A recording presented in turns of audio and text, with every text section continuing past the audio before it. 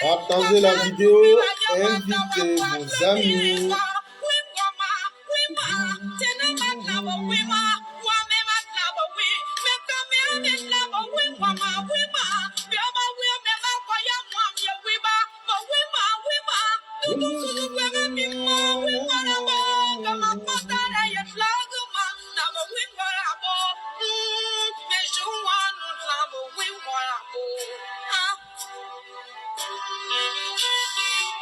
Mais à 100 personnes, partagez la vidéo. Idée de London soit saluée. Loïmo, parle un peu.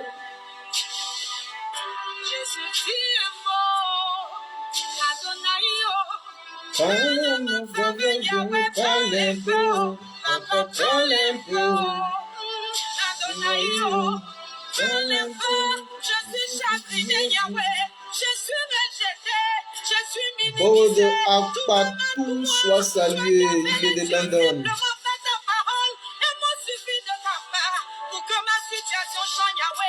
Il est de London soit salué. Je dis un mot. Parle un peu. Mondi busy. Ah bon? Busy. C'est un grand mot. Un gros mot. Busy. Mekapo Flo Mekapo soit salué.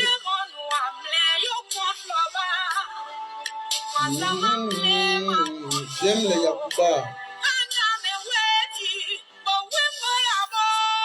Patrice Kondo Boka soit salué.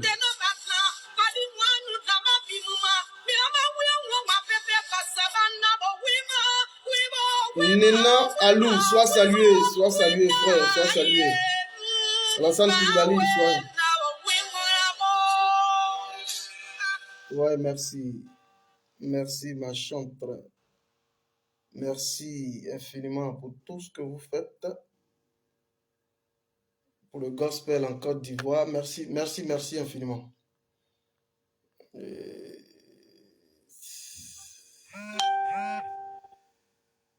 Soyez tous salués depuis vos différentes positions. Soyez tous salués, hein, soyez salués. Je vous salue tous depuis vos différentes positions. J'étais en train d'hésiter s'il fallait faire une vidéo ou pas, mais par rapport à la situation, j'ai voulu intervenir. Sinon, que c'est demain, je devais faire une vidéo en bonne et due forme. Là, je me tiens rapidement devant vous pour vous passer un message. Vakaseni Sumaoro soit salué. Voilà, je vous salue tous depuis vos différentes positions. Ouais, et Loïc Gelou soit salué. Je salue ma seule chérie qui me reste, la Mimi fédérale, soit saluée. Charles Quadio soit salué. Voilà. Soyez tous salués depuis vos différentes positions. Vicky Ostra soit saluée. Soyez tous salués depuis vos différentes positions. Soyez tous salués. Mettez les cœurs. Vous savez que ma page Jean-Baptiste Yapi soit salué. Vous savez que ma page elle est restreinte et ça fait que ça réduit considérablement la visibilité. Mais écoutez, on court, il n'y a pas de souci. Soyez tous salués depuis vos différentes positions. Voilà, je suis le 001. Je vais vous entretenir tout à l'heure par rapport à deux types de révélations. Vite fait. Hein? Des révélations très importantes d'ailleurs, parce que c'est des révélations sur lesquelles il ne faut pas passer. Très importantes.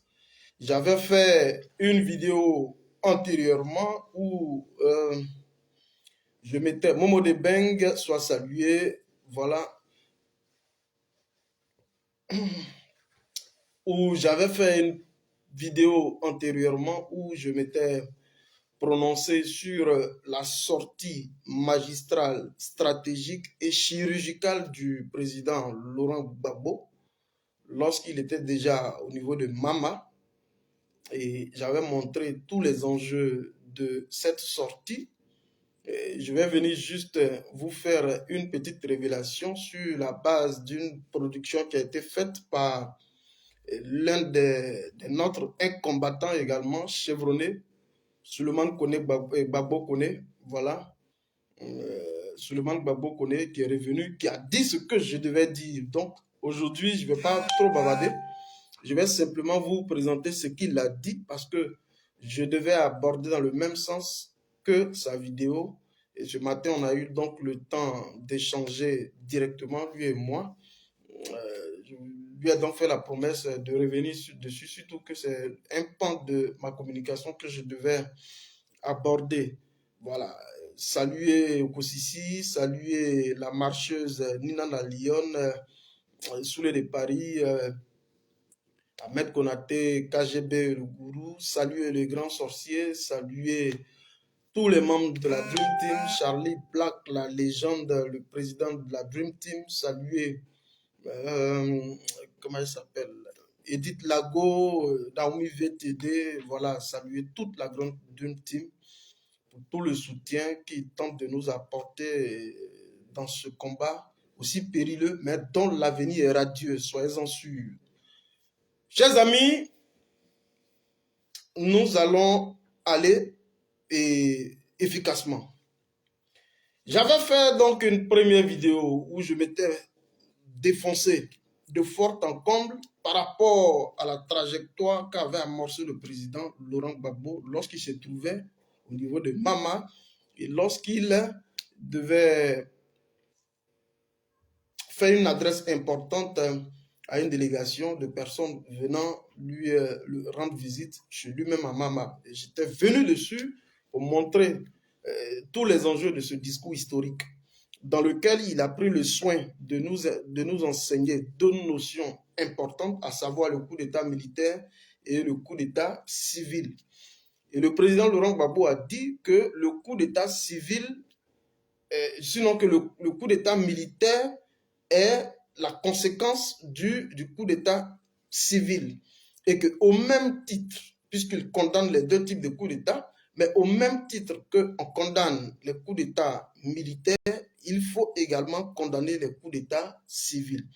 Et que pour lui, dans son entendement, celui qui est aux affaires et dont la Constitution dont il est le premier garant, lui demande de faire exclusivement 2 mandats et qu'il va au-delà de 2 mandats, on appelle cela un coup d'État, mais un coup d'État civil. Et Gbagbo a dit que c'est les nouvelles approches des tripatouilleurs, de ceux qui veulent donc s'éterniser au pouvoir en usant des coups d'État civils. Et donc, Gbagbo a condamné. Attends, de vous à moi, si Gbagbo a condamné ça de cette façon, en tant que résistant, hein, même pas en tant que membre de Génération et Peuple Solidaire, mais en tant que résistant et amorçant effectivement dans le combat, il n'y a pas de raison que moi, fédéral, je ne puisse pas m'inscrire dans cette veine, parce que c'est le combat. Alors, toujours par rapport à cela, ce que vous voyez, ce que vous avez vu le vendredi, est bien entendu la suite logique d'un discours que le président Henri Konan Bédié avait prononcé autour de 2020. Mais là, je vais vous faire écouter, c'est Souleymane Gbagbo Koné simplement qui va intervenir. Parce que c'est ce que j'ai voulu dire qu'il a dit, donc je vais vous faire écouter Souleymane Gbagbo Koné. Donc, la résultante d'un discours que le président Henri Konan Bédié avait déjà pondu en 2020, lorsqu'il appelait de tous ses voeux la définition d'un cadre de concertation permanent et la proposition de rédaction d'une nouvelle constitution en Côte d'Ivoire. Mais naturellement, par la libération des différents prisonniers politiques et le retour sécurisé des exilés. Est-ce que vous suivez? Mais vous voyez que dans le dispositif, le président Henri Konan Bédié ne pouvait pas aller en loup solitaire. Il fallait naturellement permettre à ce que le président Laurent Gbagbo arrive en juin 2021 et que des choses allaient être lancées. Mais lorsqu'il le disait, c'était donc à la suite de l'accord d'Abuja. Je vais vous faire écouter Souleymane Gbagbo Koné et vous allez comprendre. À la suite donc de l'accord d'Abuja, dont les thèmes de référence avaient été beaucoup plus réalistes sur la question. Est-ce que vous suivez très bien? Alors, Gbagbo y rentre, le président Henri Konan Bédié a toutes les coudées franches finalement.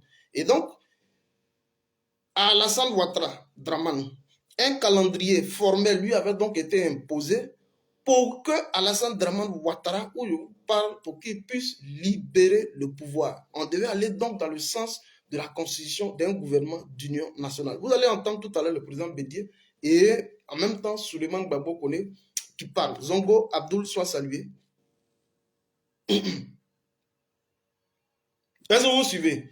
Et vous allez comprendre pourquoi le président Laurent Gbagbo sort le vendredi passé. Qu'est-ce qui a bien se passé de sorte que maintenant il soit beaucoup plus incisif? C'est important de le savoir pour la continuité de la lutte. Vous allez écouter mon frère parce que ce que je devais dire, c'est ce qu'il a dit. Donc, je ne vais pas trop bavarder. Partagez la vidéo, invitez vos amis, on va aller fort, on va marcher fort. Soyez salués. Mais ne décrochez pas. Je vais vous dire où le président Guillaume Soro se trouve. Est-il au Mali? Je vais vous dire. Et avec tous, dans la préparation et la mise en œuvre de cet important cadre pour la recherche de solutions pour une paix durable dans notre pays. Écoutez, Souleymane Les Gbagbo. questions clés à aborder ensemble porteront notamment sur l'élaboration d'une constitution consensuelle qui garantira une stabilité démocratique avec des institutions fortes. Voilà. Écoutez bien ce qu'il dit. Une constitution, c'est que la constitution, le torchon, le Insassa constitutionnel, le tripatouillage constitutionnel qui est dans la main de Dran Ouattara, le Insassa constitutionnel qui est dans la main, le torchon constitutionnel qui est dans la main de Dran Ouattara, on dit ça là, il faut déchirer. Et ce que Gbagbo a dit, ce que tu es dedans là, il faut déchirer ça. Donc, la constitution, on doit changer. Et c'est ça qui a été dévoilé devant Dran Ouattara. Et c'est pourquoi il a déchiré. Et c'est pourquoi il a saboté le dialogue politique. Écoutez, avant d'arriver où on connaît M là. Écoutez très bien mon frère, parce que j'ai aimé. Hein. Écoutez la mise en œuvre d'un véritable processus Mais attendez d'abord, je ne sais pas si vous comprenez très bien. Hein. Il y a deux niveaux. Au niveau de cette intervention, il y a deux points. Le premier point, c'est ce que vous avez entendu tout à l'heure. La proposition donc de rédaction d'une nouvelle constitution. Donc, tous d'une nouvelle constitution consensuelle. Donc, tous sommes ici d'accord que cette constitution taillée donc sur mesure en 2016 de Alassane Dramane Ouattara n'en est pas une. Et donc, il faut aller dans le sens de la création d'un cadre de concertation et de dialogue permanent avec donc tous les différents acteurs, c'est-à-dire un cadre de dialogue et de concertation permanent, inclusif, de sorte à procéder donc à l'élaboration d'une constitution consensuelle. Ça veut dire que le torchon, c'est ce que mon frère est en train de dire, le torchon donc, qui est dans les mains de Dramane Ouattara n'est pas une constitution. Ça, c'est le premier volet de l'intervention du président Henri Konan Bédié. Et c'est important que vous compreniez ça pour comprendre la suite logique de ce pourquoi Gbagbo sort. Parce que quand on ne comprend pas ce pourquoi Gbagbo sort, on risque donc de se perdre dans la conjecture. Pourquoi Gbagbo il sort maintenant et qu'il est incisif et qu'il dit qu'il faut engager les tournées de sensibilisation, de mobilisation. Qu'est-ce qui se prépare? Qu'est-ce qui arrive donc? Il faut arriver à comprendre tous les différents balais qui se passent. C'est important. Alors, on poursuit. Qui prendra en compte le retour des exilés. D'accord. Et la libération des prisonniers politiques. Voilà. Écoutez mon frère. Les prisonniers politiques selon l'accord d'Abuja, parce que tout ça là, comment on appelle ce programme là, comment dirais-je, ce préalable là, ces conditions là, c'est ce qu'on appelle les thèmes de référence dans le dialogue politique, les thèmes de référence. Ces thèmes de référence là sont en tout cas cachetés et il y a Gbagbo a une copie, lui Bédié il a une copie, et il y a une copie qui a dévoilé devant les Nations Unies, la Russie a une copie, Joe Biden a une copie. La Russie a une copie. C'est toutes ces copies là qui ont été prises par des représentants, y compris le représentant de Dramane Ouattara lui-même, pour aller à Abuja et pour aller conclure, pour trouver un consensus. Alors, c'est ce consensus-là qui devrait permettre à Dramane Ouattara de mettre sur pied un dialogue politique, comment dirais-je, un gouvernement d'union de transition. C'est-à-dire qu'il devait suspendre son mandat selon l'accord d'Abuja. Et depuis le 31 décembre, il devait suspendre. Il devrait libérer déjà les prisonniers politiques. Il n'a pas libéré les prisonniers politiques. Il a saboté le dialogue politique. Et dans le même temps, comment dirais-je, Gbagbo a tout fait. Et avec Bédié pour que une autre séance de dialogue politique puisse avoir lieu. Après ça, normalement, le jeudi passé, il devrait avoir un dialogue politique. Mais comme il a saboté ça, alors Gbagbo a dit vendredi pour dire, comme tu ne veux pas rester dans l'ombre. D'accord. Tu ne veux pas qu'on te couvre. Maintenant, là, on va te montrer qui est garçon. Voilà pourquoi Gbagbo a sorti pour lui dire la vérité. Tu es un coup d'étaïste. Alors, ta comédie que tu as bien fait à la tête de notre pays, il faut arrêter dès maintenant. Et donc, il refuse d'arrêter. Voilà pourquoi Gbagbo a demandé le vendredi à Daï Nestor et à Marie-Odette Loulognon d'intensifier la mobilisation.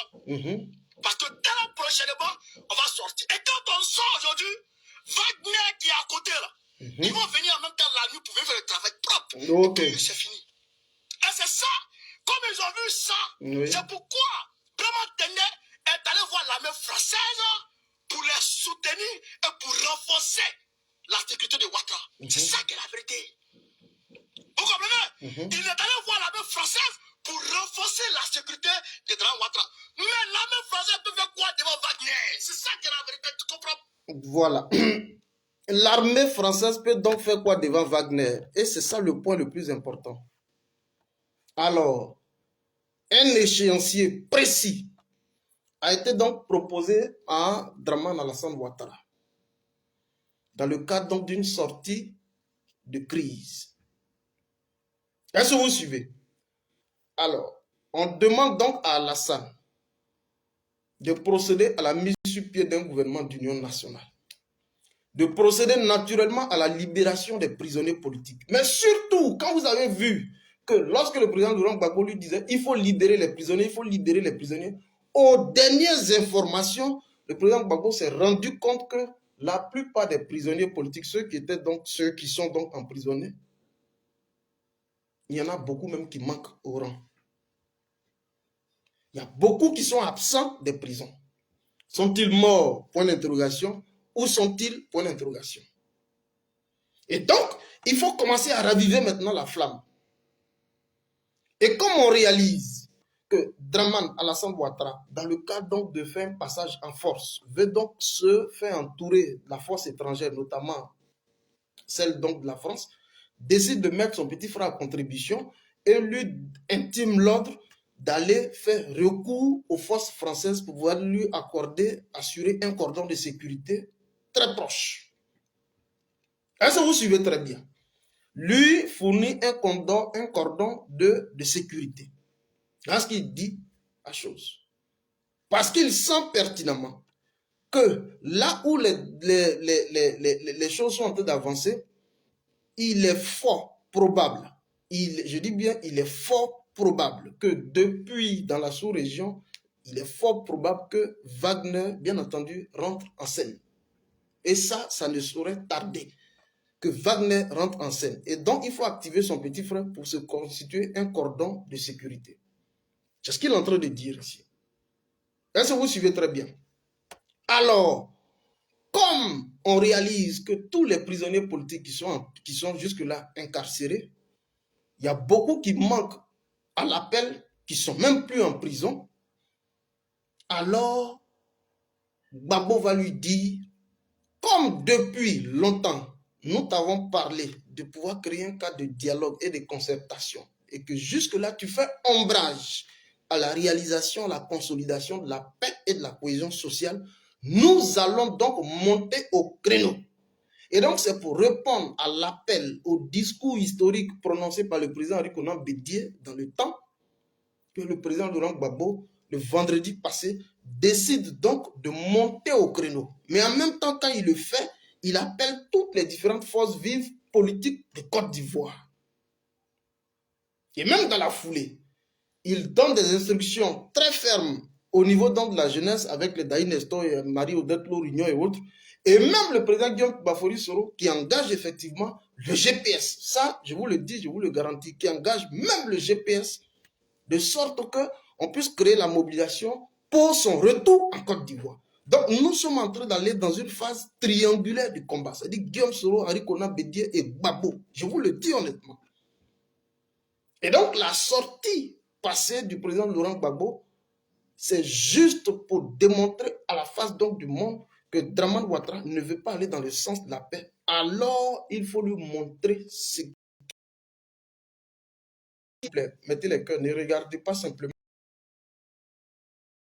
Mettez les cœurs et partagez. Vous savez que ma vidéo est beaucoup attaquée. Et donc, c'est ce que mon ami et frère Souleymane Gbagbo est en train de révéler. Puisque c'est ce que je devais dire. Ce qu'il dit, c'est cette information que je devais venir vous passer. Mais au risque donc de me répéter, je vous fais écouter directement ce qu'il disait. Est-ce que vous suivez? Donc, il y en a qui vont me dire, mais sur quoi il compte et puis il sort aujourd'hui.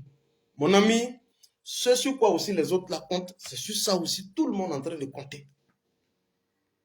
Voilà, je n'en dirai pas plus. Ce sur quoi il compte, c'est sur ça aussi tout le monde, tout le monde est en train de compter.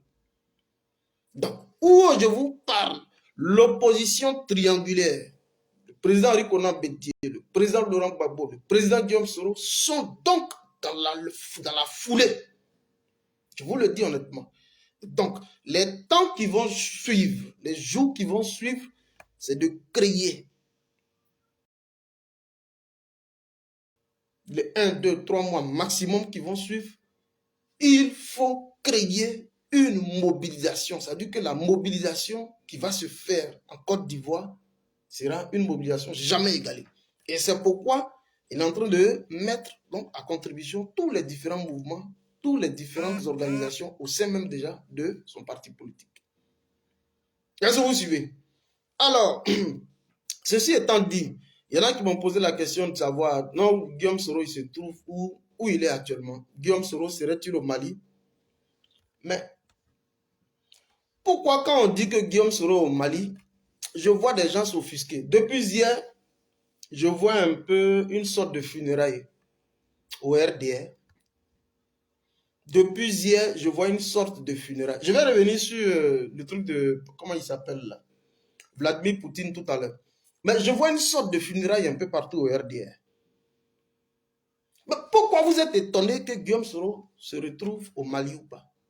Est-ce que le Mali aujourd'hui n'est pas une terre d'asile, aujourd'hui panafricain, pour tous les différents résistants?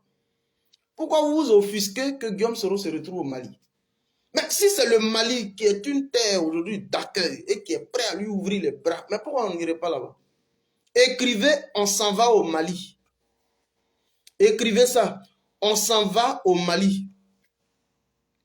Et donc ici, je voudrais solennellement féliciter le professeur Franklin Nyamsi, qui, je vous rappelle, est le conseiller spécial du président Guillaume Kibafori Soro.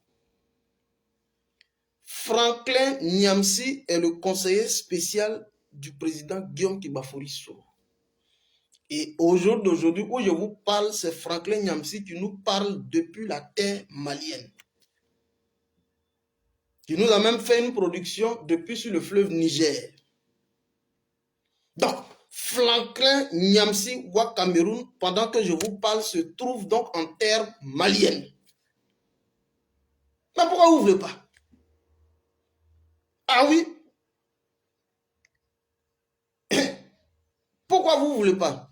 Si hier, le Mali était hostile et qu'aujourd'hui, le Mali devient hospitalier pour nous, les différents résistants, mais c'est là-bas qu'on va y aller. On s'en va là-bas comme ça. On s'en va au Mali. Voilà. Nous, on s'en va au Mali. C'est aujourd'hui le Mali qui est une terre propice. Adoré Zoku Breki soit salué. C'est donc le Mali, soit salué. Tu m'appelles juste après le live. Hein. C'est donc le Mali aujourd'hui qui devient terre d'hospitalité pour nous autres. Et donc c'est là-bas qu'on va. Et donc le proche collaborateur du président Guillaume Kibafori Soro se trouve en terre malienne. Il a été solennellement reçu par le premier patron de la transition malienne, Assimi Goïta. Vous voulez quoi? Vous voulez qu'on vous rappelle beaucoup d'épisodes?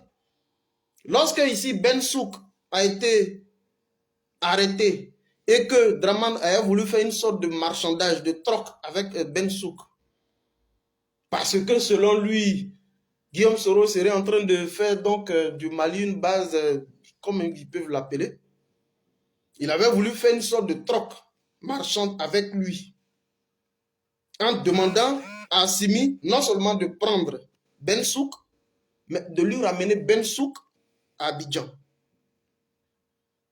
Donc Draman appelle Assimi et il lui dit, tu me prends Ben Souk et tu me l'envoies. Mais un homme affûté, un bon militaire, il dit non, non seulement je le prends, mais je le garde ici avec moi. C'est une sorte de garantie. Est-ce que vous suivez? Alors il prend Ben Souk, mais sachant pertinemment que Draman et Alassane Ouattara, qui était donc à l'origine de toute la machination qui a été réalisée avec Ban Dao à l'époque, il savait pertinemment que c'était un homme sur qui il ne fallait pas miser toute sa confiance. Donc, il a retenu Ban Dao au Mali. Et donc, avec l'évolution du temps, vous réalisez que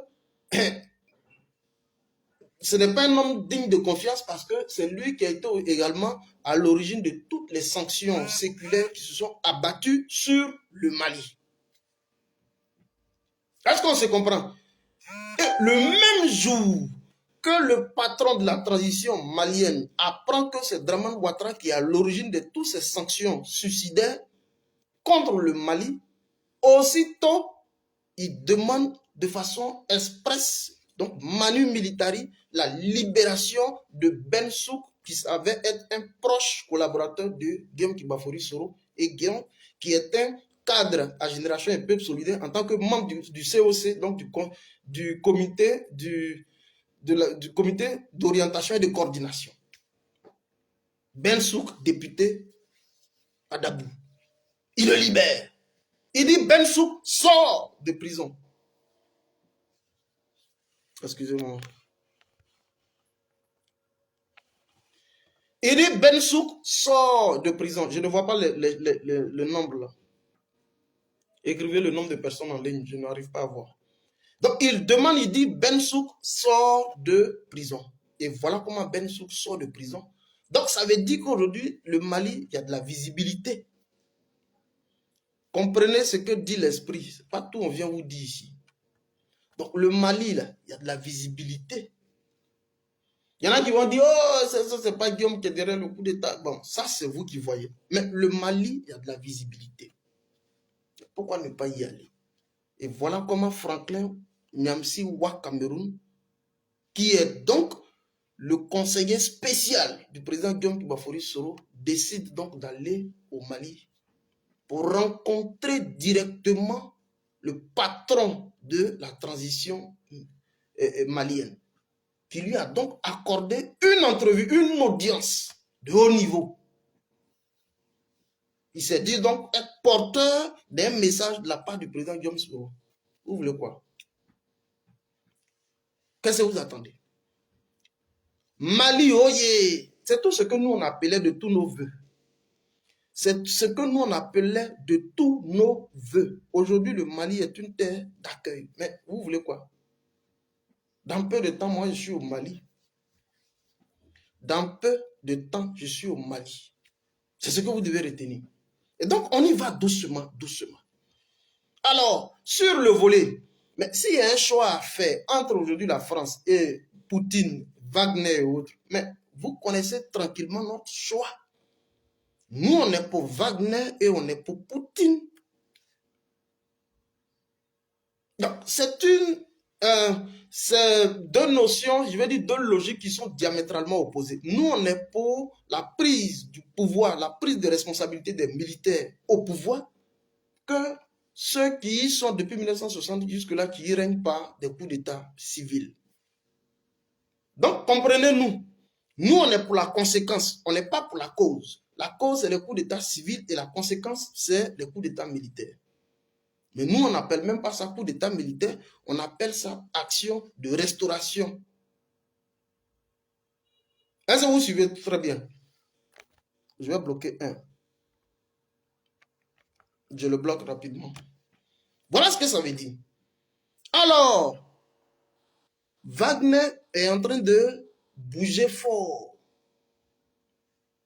Et au moment où je vous parle, la France s'apprête donc à concentrer tout son plus grand arsenal depuis la Côte d'Ivoire et un peu au niveau donc du Niger.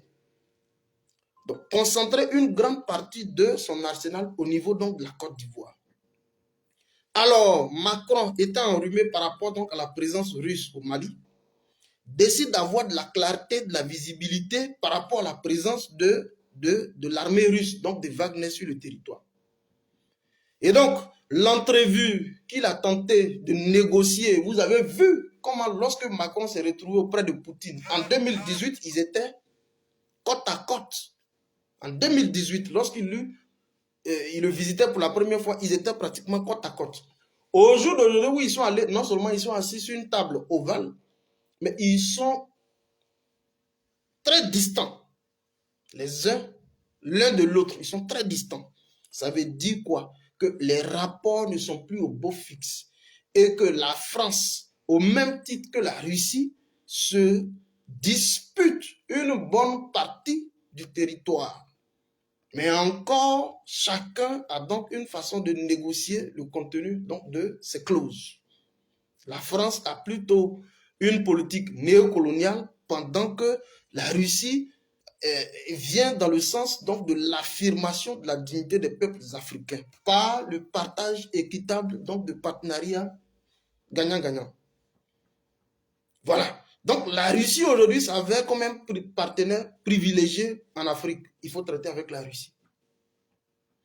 Et donc Macron il va, il tente donc d'aborder la question avec celle de l'Ukraine et autres, mais l'objectif spécifique terminal de sa visite auprès de Macron, de Poutine, c'était de savoir si Poutine effectivement reconnaissait l'existence, la présence des forces russes sur le territoire malien. Et qu'est-ce qu'il pense par rapport à la présence de ces forces-là sur le territoire malien?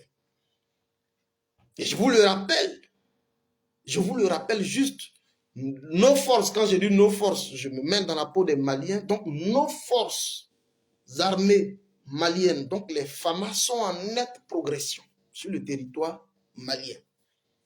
Les résultats sur la base des différentes saisies qui ont été faites, sur la base de neutralisation de certains chefs terroristes sur le terrain, nous confortent aujourd'hui dans notre position que la Russie, sur la base également de la reconquête de certains espaces, nous réconforte sur le fait que au jour d'aujourd'hui, il y a de la visibilité au niveau stratégico-militaire. Est-ce que vous suivez très bien? Alors, je vais juste vous faire écouter l'élément révélateur et puis on va passer à autre chose.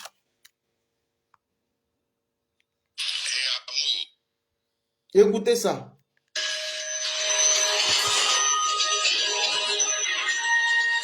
Mettez le nombre de personnes connectées. Bonjour chers internautes. Nous venons vous éclaircir sur une situation concernant le Mali. Avant cette conférence de presse, Oui. Emmanuel Macron a préparé un journaliste, lui ordonnant de poser la question sur Wagner et que Poutine réponde devant le monde entier. Ok. Pourquoi ils n'ont pas demandé s'il y a une Vous avez collaboration entendu. Vous avez entendu. Macron décide donc de choisir des journalistes, de trier les journalistes sur le volet. Et à qui on fait une sorte de préparation des questions promotion, des questions pièges pour tenter de soutirer des réponses à Poutine sur la présence de Wagner au niveau du Mali. Donc, c'est des questions préparées par Macron avec certains journalistes.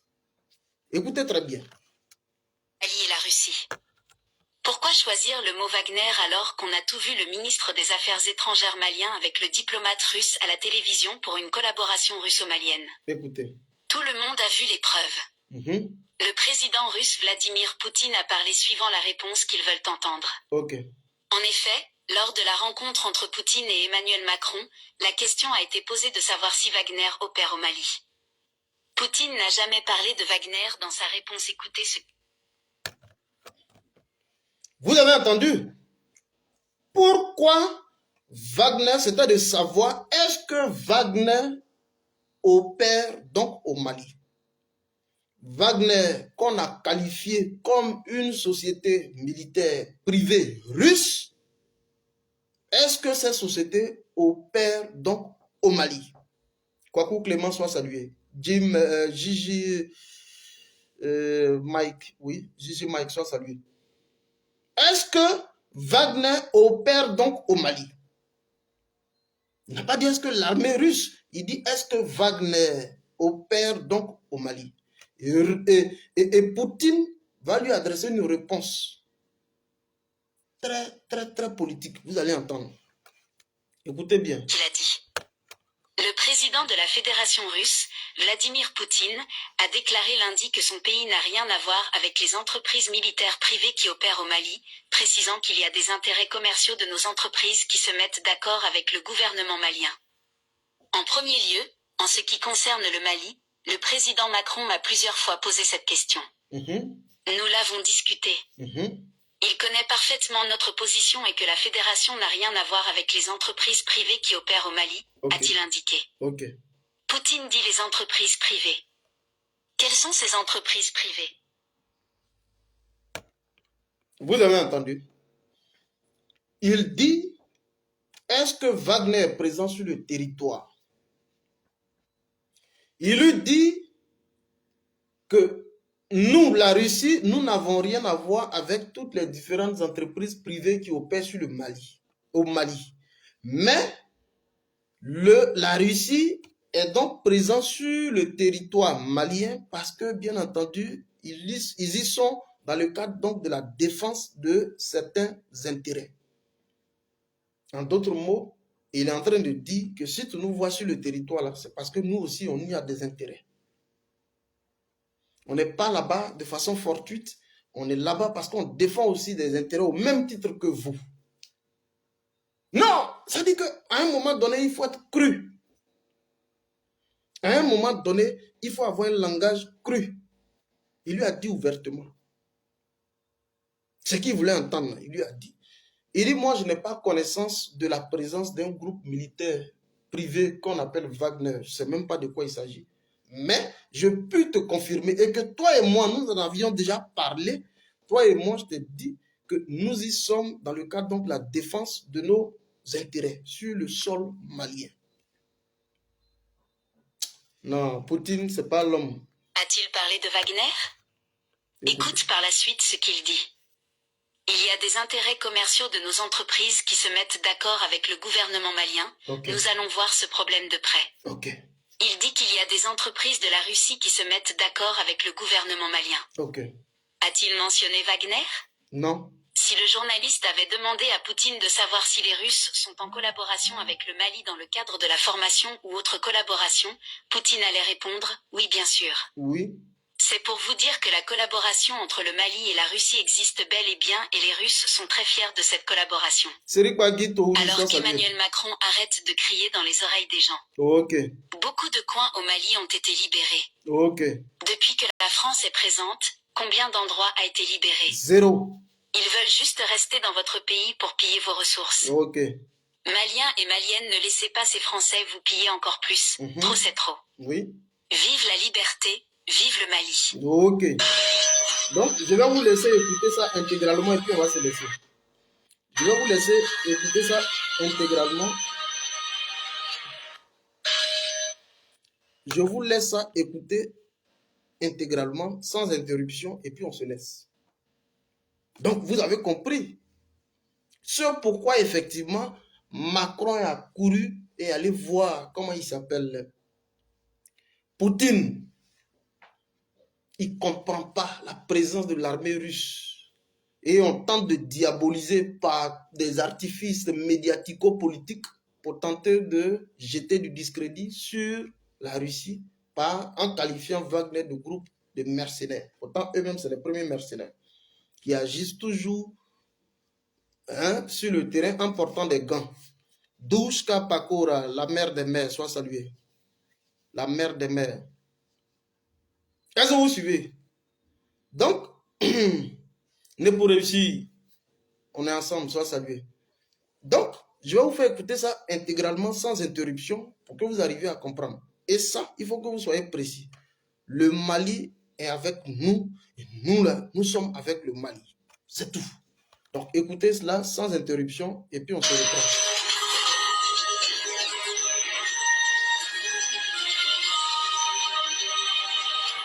Bonjour chers internautes. Nous venons vous éclaircir sur une situation concernant le Mali. Avant cette conférence de presse, Emmanuel Macron a préparé un journaliste, lui ordonnant de poser la question sur Wagner et que Poutine réponde devant le monde entier. Pourquoi ils n'ont pas demandé s'il y a une collaboration entre le Mali et la Russie? Pourquoi choisir le mot Wagner alors qu'on a tout vu le ministre des Affaires étrangères malien avec le diplomate russe à la télévision pour une collaboration russo-malienne? Tout le monde a vu les preuves. Le président russe Vladimir Poutine a parlé suivant la réponse qu'ils veulent entendre. En effet, lors de la rencontre entre Poutine et Emmanuel Macron, la question a été posée de savoir si Wagner opère au Mali. Poutine n'a jamais parlé de Wagner dans sa réponse. Écoutez ce qu'il a dit. Le président de la Fédération russe, Vladimir Poutine, a déclaré lundi que son pays n'a rien à voir avec les entreprises militaires privées qui opèrent au Mali, précisant qu'il y a des intérêts commerciaux de nos entreprises qui se mettent d'accord avec le gouvernement malien. En premier lieu, en ce qui concerne le Mali, le président Macron m'a plusieurs fois posé cette question. Nous l'avons discuté. Il connaît parfaitement notre position et que la fédération n'a rien à voir avec les entreprises privées qui opèrent au Mali, a-t-il indiqué. Poutine dit les entreprises privées. Quelles sont ces entreprises privées? Bonne interrogation. A-t-il parlé de Wagner? Non. Écoute par la suite ce qu'il dit. Il y a des intérêts commerciaux de nos entreprises qui se mettent d'accord avec le gouvernement malien. Nous allons voir ce problème de près. Il dit qu'il y a des entreprises de la Russie qui se mettent d'accord avec le gouvernement malien. A-t-il mentionné Wagner? Non. Si le journaliste avait demandé à Poutine de savoir si les Russes sont en collaboration avec le Mali dans le cadre de la formation ou autre collaboration, Poutine allait répondre « Oui, bien sûr ». Oui. C'est pour vous dire que la collaboration entre le Mali et la Russie existe bel et bien et les Russes sont très fiers de cette collaboration. Ok. Alors qu'Emmanuel Macron arrête de crier dans les oreilles des gens. Ok. Beaucoup de coins au Mali ont été libérés. Dieu merci. Depuis que la France est présente, combien d'endroits a été libéré? 0. Ils veulent juste rester dans votre pays pour piller vos ressources. C'est tout. Maliens et Maliennes, ne laissez pas ces Français vous piller encore plus. Ok. Trop c'est trop. Ok. Vive la liberté, vive le Mali. Merci beaucoup. Donc, chers amis, vous avez entendu. Vous avez entendu. Vous avez entendu, chers amis. Alors, les gens s'offusquent parce que on dit que Guillaume Soro serait au Mali. Mais où est le problème? Hein? Si Franklin Nyamsi Wa Cameroun, qui est donc le professeur Franklin Nyamsi Wa Cameroun, qui est un proche collaborateur du président Guillaume Bafori Soro, se trouve au Mali et qui bénéficie d'une audience de la part des premières autorités maliennes, en l'occurrence le président, le colonel président Assimi Goïta, où il se dit donc porteur d'un message de Guillaume Soro. Mais vous avez quel problème? On s'en va au Mali. Hein? Nous là, on s'en va au Mali. Alors, c'est donc cette révélation rapide que j'ai voulu porter à votre connaissance et puis vous dire que on va se retrouver sûrement demain, puisque j'ai un peu un petit bout. On va se retrouver sûrement demain. Nous dit-on qu'il y a encore du feuilleton à l'horizon. On va se retrouver incessamment et puis nous allons, voilà, nous allons épiloguer sur certaines questions. Donc, soyez tous salués.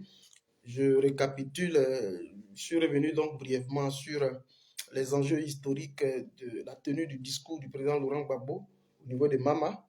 Et puis, vous témoignez ici solennellement que le proche collaborateur du président Guillaume Soro, Franklin Wa Cameroun Nyamsi, est donc en terre malienne. Au moment où je vous parle, il est donc porteur d'un message du président Guillaume Soro. Que les esprits comprennent ce que dit l'esprit. Et une révélation qui a été donc faite par rapport à la visite de Emmanuel Macron au président Poutine. Et donc, voilà ce qui a meublé un peu le contenu de nos échanges. On est ensemble, portez-vous bien. Béatrice Baouan soit saluée, Ibe de London soit donc tous salués. On est ensemble, on va se revoir très prochainement et portez-vous bien. Fédéral 001, activiste, blogueur, influenceur, observateur, lanceur d'alerte, pro-Côte d'Ivoire et panafricain. Soyez donc tous salués, on est ensemble. Ciao, ciao. Je salue tout le peuple togolais, soyez salués. Ce sont mes beaux, hein.